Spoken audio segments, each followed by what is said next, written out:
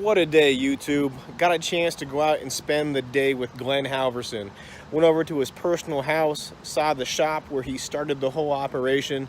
I've got some pictures in here. I didn't want to roll any camera footage while I was over there at his house, but it was pretty cool to see where Halverson got its start.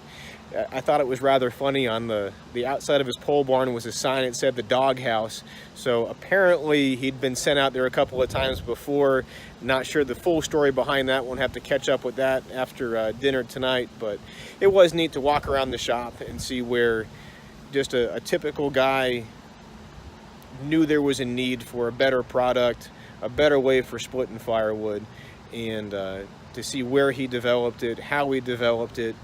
And just it was neat to see the beginnings. I've known Glen for probably about 4 years now, been selling commercially for him for about 3, and we're getting ready to round here our 4th season. I guess we're in our 4th season, and the next processor that we sell is number 40, so we've been averaging about 10 a year for him, which is pretty outstanding.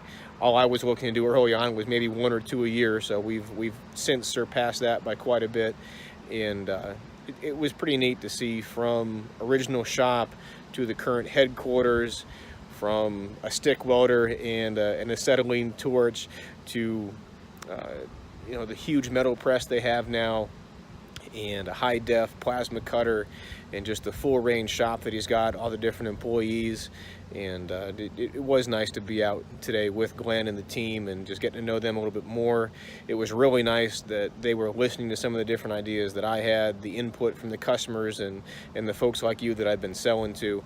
So as always, please leave comments, subscribe to the channel.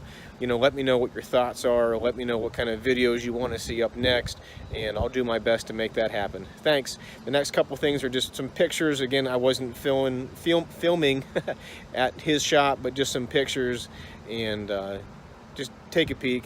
Thanks.